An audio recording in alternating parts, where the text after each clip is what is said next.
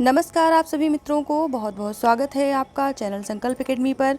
आज मैं वंदना पांडे आप सभी को गुरु पूर्णिमा की हार्दिक शुभकामनाएं देती हूं और उम्मीद है कि आप लोगों ने बहुत अच्छे से ये पूरा दिन एंजॉय किया होगा, अपने अपने गुरुओं को याद किया होगा, अगर संभव हुआ होगा तो उनसे मिलने गए होंगे या उन्हें उनका आशीर्वाद फ़ोन के माध्यम से प्राप्त किया होगा, जैसे भी किया होगा। लेकिन आज आपने अपने गुरुओं को, अपने माता पिता को, अपने बड़े भाई बहनों को, इन सभी को ज़रूर प्रणाम किया होगा और उनसे आशीर्वाद लिया होगा, क्योंकि हमारे समाज में, खासकर भारतीय संस्कृति में, गुरु को सर्वोपरि रखा गया है।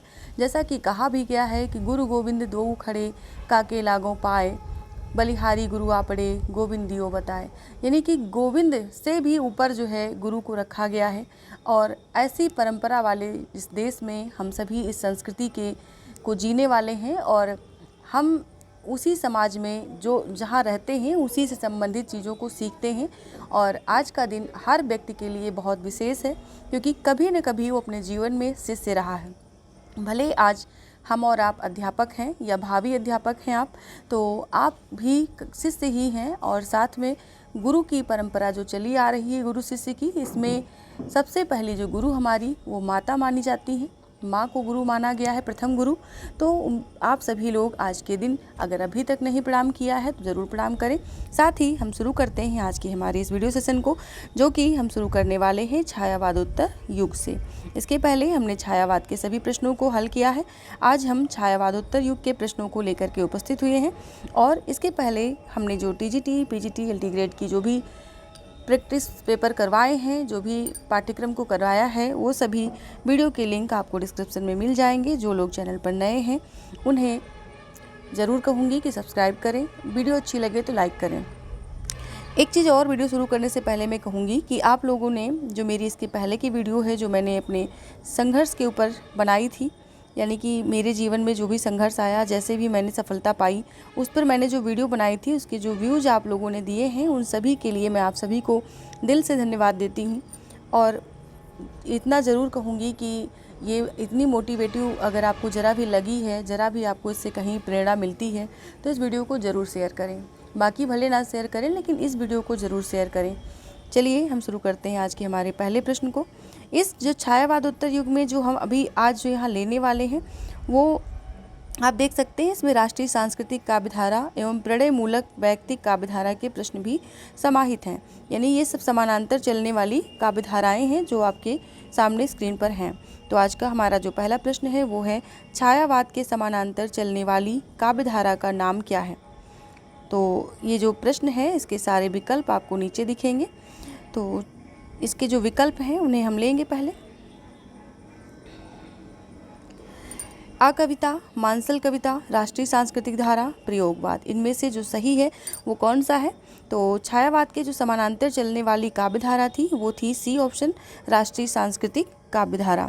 राष्ट्रीय सांस्कृतिक काव्यधारा जो है वो छायावाद के समानांतर चली है, जिसमें देश प्रेम की अभिव्यक्ति हुई है और इसे हम राष्ट्रीय सांस्कृतिक काव्यधारा के रूप में जानते हैं। अगला प्रश्न है, हिम किरीटिनी, हिम तरंगिणी रचना किसकी है। तो ये रचनाएं छायावादोत्तर युग से संबंधित हैं, इसलिए इनको यहाँ पर लिया गया है।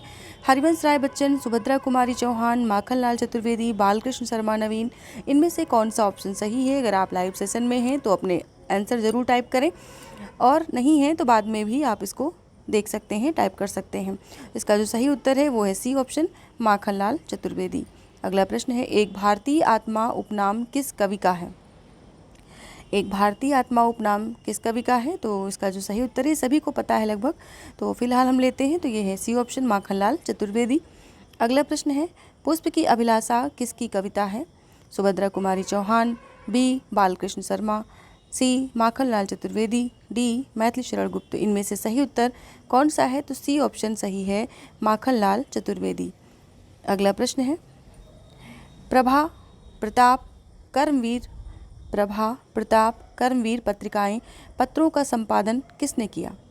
तो ये ऑप्शन आपके सामने है, ए बालकृष्ण शर्मा, बी माखनलाल चतुर्वेदी, सी सुभद्रा कुमारी चौहान, डी भगवती चरण वर्मा। इनमें से ये पत्रिकाएं किसने संपादित की हैं। तो इसका जो सही उत्तर है वो है माखनलाल चतुर्वेदी, यानी कि बी ऑप्शन।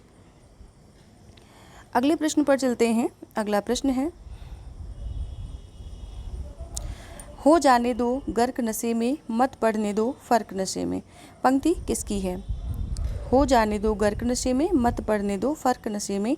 सियाराम सरल गुप्त, बी बालकृष्ण शर्मा नवीन, सी नरेंद्र शर्मा, डी माखनलाल चतुर्वेदी। ये पंक्तियाँ किसकी हैं? तो इसका जो सही उत्तर है वो है बालकृष्ण शर्मा नवीन, यानी कि बी ऑप्शन यहाँ पर सही होगा। अगला प्रश्न है, इनमें से नवीन की कौन सी रचना नहीं है?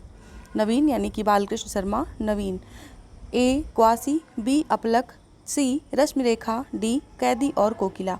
इनमें से कौन सी रचना है जो कि नहीं है नवीन जी की? तो इसमें जो रचना नहीं है वो है डी ऑप्शन, कैदी और कोकिला।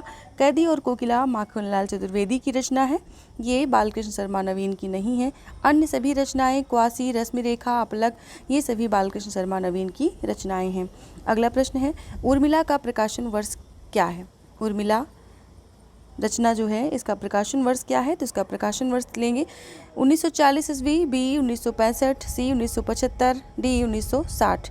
इसमें जो सही ऑप्शन है वो है सी 1975। अगला प्रश्न है, हम विस्पाई जन्म के रचना किसकी है? हम विस्पाई जन्म के रचना के ऑप्शन है ए माखनलाल, बी दिनकर, सी बालकृष्ण शर्मा नवीन, डी बच्चन। तो इसमें जो सही उत्तर है वो है बालकृष्ण शर्मा नवीन, हम विस्पाई जन्म के। अगला प्रश्न है, बालकृष्ण का प्रथम काव्य संग्रह कौन सा है? आपको मैंने पिछली वीडियोज में भी बताया है कि जो मुख्य कवि हैं हर युग के, उनकी प्रथम रचना, अंतिम रचना, कोई प्रथम काव्य संग्रह या प्रथम कविता, इस तरह से संबंधित जो भी रचनाएं हैं या कोई पुरस्कृत रचना, तो उसको आपको अपने पास ज़रूर नोट डाउन करना है, उन्हें ज़रूर याद रखना है और उनके प्रकाशन वर्ष के साथ उनको याद रखना है, जो कि परीक्षा के लिए बहुत उपयोगी हैं। तो इसका जो सही उत्तर है प्रथम काव्य संग्रह वो है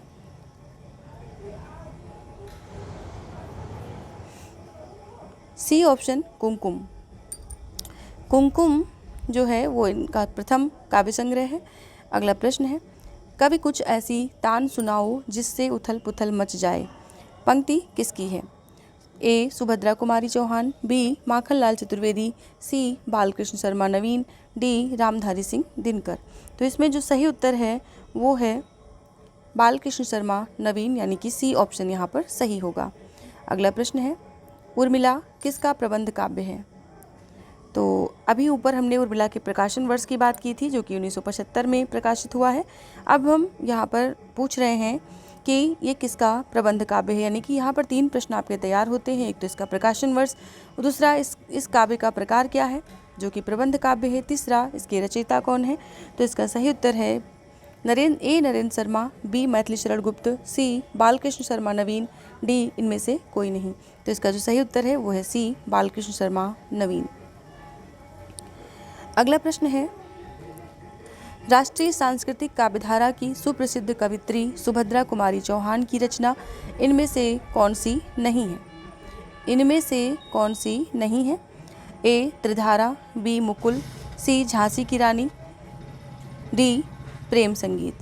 तो सुभद्रा कुमारी चौहान की इनमें से कौन सी रचना नहीं है ये बताना है। तो इसका जो सही उत्तर है वो है प्रेम संगीत, डी ऑप्शन। प्रेम संगीत जो है वो भगवती चरण वर्मा की रचना है, भगवती चरण वर्मा की, और बाकी सभी रचनाएं सुभद्रा कुमारी चौहान की हैं, त्रिधारा, मुकुल, झांसी की रानी। अगला प्रश्न है, मैं बचपन को बुला रही थी, बोल उठी बिटिया मेरी, नंदन वंशी फूल उठी वह छोटी सी कुटिया मेरी। मैं बचपन को बुला रही थी, ये पंक्ति किसकी है? ऑप्शन नीचे है, ए महादेवी वर्मा, बी बालकृष्ण शर्मा, सी सुभद्रा कुमारी चौहान, डी सियाराम शरण गुप्त। इसका जो सही उत्तर है वो है सी ऑप्शन, सुभद्रा कुमारी चौहान। अगला प्रश्न है, सुभद्रा कुमारी चौहान का जन्म कहाँ हुआ था? ए ग्वालियर, बी फर्रुखाबाद, सी प्रयाग, डी उन्नाव। तो इसका जो सही उत्तर है वो हम सीधे लेंगे। तो सही उत्तर है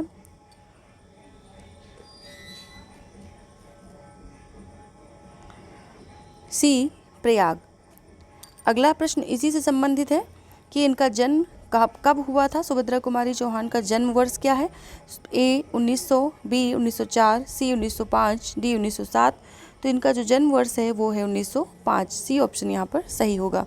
सन 1905 में इनका जन्म प्रयाग में हुआ था।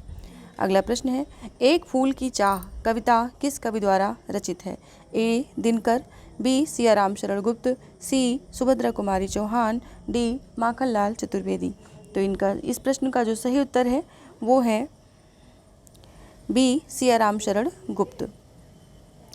अगला प्रश्न है, मौर्य विजय किसकी रचना है? ए. मुकुटधर पांडे, बी. सियाराम शरण गुप्त, सी. सोहनलाल पांडे, डी. रामनरेश त्रिपाठी। ये प्रश्न 2003 में टीजीटी परीक्षा में पूछा गया था। रचना है मौर्य विजय। इसके रचनाकार बताने हैं। रचनाकार हैं इसके सियाराम शरण गुप्त, यानी कि बी ऑप्शन यहाँ पर सही होगा। अगला प्रश्न है, विषाद उन्मुक्त, ये दो रचनाएं जो दी गई हैं, विषाद उन्मुक्त, ये रचनाएं किसकी हैं? ए. नरेंद्र शर्मा, बी. नवीन, सी. सियाराम शरण गुप्त, डी. बच्चन। तो इसका जो सही उत्तर है वो है सियाराम शरण गुप्त, यानी कि सी ऑप्शन यहाँ पर सही होगा। अगला प्रश्न है, निम्न में से सियाराम शरण गुप्त की रचना नहीं है। कौन सी रचना इनमें से नहीं है? ए. दूरबादल, बी. मृडमयी, सी. धूप और डी. नकुल। इनमें से जो सही उत्तर है उसे हम लेंगे। ये रचना है धूप और धुआं। यहाँ पर ये रचना जो है अधूरी लिखी गई है, इसे हम पूरा लिख लेते हैं पहले तो।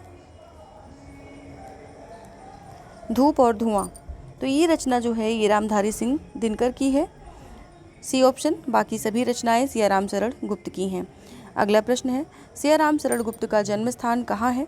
तो सभी ऑप्शन देखने पड़ेंगे। ए. ग्वालियर, बी. निजामाबाद, सी. चिरगांव झांसी, डी. फतेहपुर। तो इनका जो जन्म स्थान है वो है चिरगांव झांसी, यानी कि सी ऑप्शन यहाँ पर सही होगा। अधैर्य का कवि किसे कहा जाता है?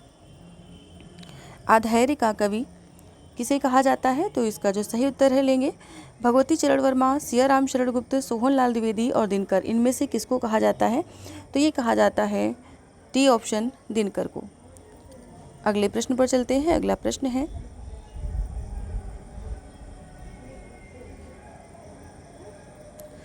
इनमें से किस कवि का जन्म सिमरिया, मुंगेर, जो कि बिहार में है, वहाँ पर हुआ था? ए. मैथिली शरण गुप्त, बी. दिनकर, सी. सोहनलाल द्विवेदी, डी. भारत भूषण अग्रवाल। तो इसमें जो सही उत्तर है वो है दिनकर, यानी कि रामधारी सिंह दिनकर का जन्म बिहार राज्य के मुंगेर जनपद के सिमरिया नामक गांव में हुआ था। अगला प्रश्न है, निम्न रचनाओं का प्रकाशन वर्ष बताना है। ये सभी रचनाएं नीचे जो दी गई हैं, तो यहाँ पर जो पहली रचना पूछी गई वो पूछी गई है प्रणभंग। तो प्रणभंग का प्रकाशन वर्ष यहाँ पर क्या है? तो इसके ऑप्शन आपको दिए गए हैं। ए. 1928, बी. 1930, सी. 1935, डी. 1946। तो इस रचना का जो प्रकाशन वर्ष है वो है 1928। ए ऑप्शन यहाँ पर सही होगा। अगली रचना है रेणुका। रेणुका का प्रकाशन वर्ष क्या है? तो इसका जो सही उत्तर है उसे हम पहले ऑप्शन देखेंगे और फिर लेंगे।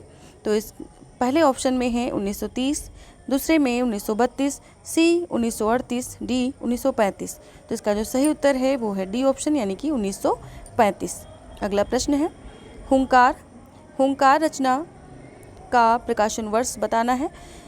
ऑप्शन है ए 1935, बी 1938, सी 1939, डी 1940। तो इसका जो सही उत्तर है वो है 1939, यानी कि सी ऑप्शन यहाँ पर सही होगा। अगला प्रश्न है, कुरुक्षेत्र का प्रकाशन वर्ष पूछा जा रहा है। ए 1935, बी 1936, सी 1947, डी 1946। इसमें इसका जो प्रकाशन वर्ष है वो कौन सा सही है? तो इसका जो सही प्रकाशन वर्ष है वो है 1946, यानी कि डी ऑप्शन यहाँ पर सही होगा। अगला प्रश्न है, उर्वशी। उर्वशी जो कि रामधारी सिंह दिनकर की रचना है, इसका प्रकाशन वर्ष बताना है। ए 1952, बी 1946, सी 1961, डी 1963। तो इसका जो सही उत्तर है वो है 1961, यानी कि सी ऑप्शन। अगला प्रश्न है, परशुराम की प्रतीक्षा का प्रकाशन वर्ष बताना है। ए 1952, बी 1953, सी 1961, डी 1963। इसका जो सही उत्तर है वो है 1963, यानी कि डी ऑप्शन यहाँ पर सही होगा। अगला प्रश्न है, इतिहास के आंसू रचना है। इतिहास के आंसू, सामधेनी, ये रचनाएं किसकी हैं? ए सियाराम शरण गुप्त, बी सुभद्रा कुमारी चौहान, सी रामकुमार वर्मा, डी दिनकर। ये रचनाएं किसकी हैं? इसका सही उत्तर है डी ऑप्शन, दिनकर। दिनकर की अन्य रचनाएं जो कि बहुत प्रसिद्ध हैं, उन सभी को हम आप मतलब कल की वीडियो में लेंगे, यानी कि नेक्स्ट डे की रात के 9 बजे की वीडियो में। और इस तरह से जो प्रश्न यहाँ पर पूछे जा रहे हैं वस्तुनिष्ठ, वो किसी एक रचना या 2 रचना को ही कवर करते हैं, लेकिन हम कोशिश करेंगे कि उनकी व्याख्या में उन कवियों की अन्य रचनाओं के बारे में भी बात करें। तो मिलते हैं कल की क्लास में रात 9 बजे फिर से इसी समय, और नए टॉपिक यानी छायावाद उत्तर युग के अंतर्गत इन्हीं प्रश्नों को, आगे के प्रश्नों को लेकर के। और अभी तक अगर आपने पिछली वीडियोज़ नहीं देखी हैं जो कि आपके पूरे कोर्स को कवर करते हुए दी गई हैं, तो उन्हें ज़रूर देखें। डिस्क्रिप्शन में उनके लिंक दिए गए हैं, प्लेलिस्ट पूरी दी गई है। साथ ही ये समाधान सीरीज आपको कैसी लग रही है, इसके लिए भी जब कमेंट करें, और इसको आगे जारी रखा जाए या ना रखा जाए, इसके लिए भी आप अपने सुझाव रख सकते हैं, भेज सकते हैं। चलिए आज के लिए इतना ही, आप सबसे विदा चाहती हूँ। सभी को गुड नाइट, शुभ संध्या, शुभ रात्रि।